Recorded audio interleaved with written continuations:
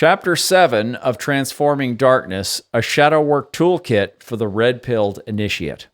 A Declaration of Psychosocial Health.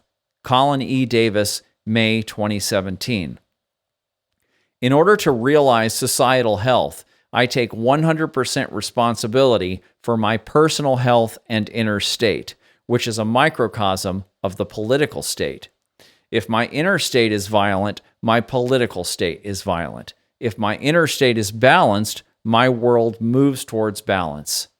Political evil emanates from the inner state of humanity. Therefore, I take responsibility for my own contribution to human destructiveness. I recognize that the individual must be as free as possible to ensure that human genius and progress manifests in the world, but that human beings are completely socially dependent and have a duty to their community equally as great as their needs for independence. A continual focus upon that balance point is paramount. Debates about traditional left versus right political concepts are reaching obsolescence. Therefore, I am not inclined to regard them as valid solutions to current-day problems.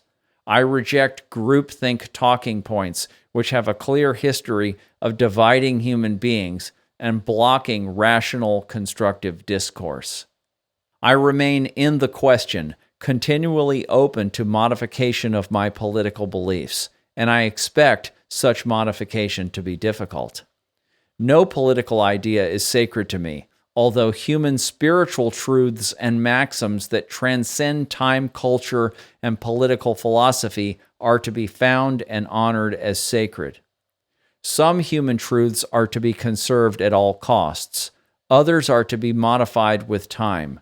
I continually focus on this intersection. I have no right to force my beliefs upon others, but I have a duty to prove their validity in the world. Like a scientific theory, political theories must be proven out in the real world. Small-scale real-world results are preferable to unrealized theories. City, state, or regional political reforms are preferable to national or global reforms because they take into account the subjective nature of political life for human beings. Successful reforms at the local level will naturally replicate themselves outwardly. Global community is the natural evolution of the human species upon an interconnected planet Earth. Globalism, though related to global community, is not the same, but rather a commercial and legal oligarchy. I encourage global community while I work to dismantle global oligarchy.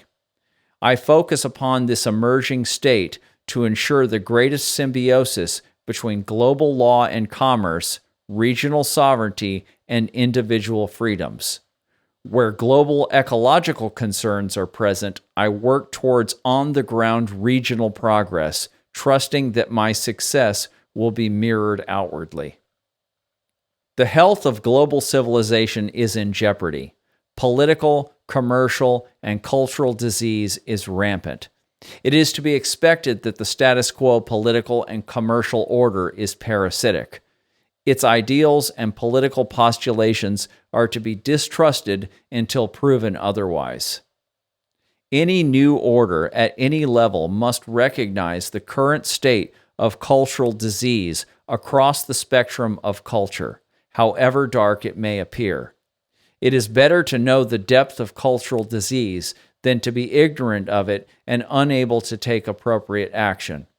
I welcome information that challenges status quo beliefs and shines a light on political and cultural disease. I recognize that human societies are organs of the global cultural body, and that every society has its own unique function and state of equilibrium.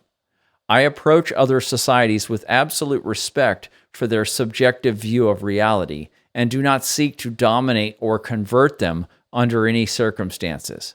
I do, however, retain the right to protect my subjective good from chaos emanating from abroad, and I expect to be challenged by those who are not as equitable as I am. I recognize that most of human cognition is unconscious, and that ancient impulses for violence, power, sexual conquest, and the like are not ultimately subservient to the rational mind. I expect human beings to act primitively while realistically working to mature myself and my world. I recognize that different people and societies are at different stages of psychospiritual cultural development, that none is objectively superior, but that they are not all completely compatible. I seek compatibility when possible and protection of my personal and cultural boundaries when necessary. Healthy leadership is only possible when leaders are psychospiritually mature. I mature myself so that I am a better leader, and I expect high-level maturity from those who ask to perform leadership roles for my benefit.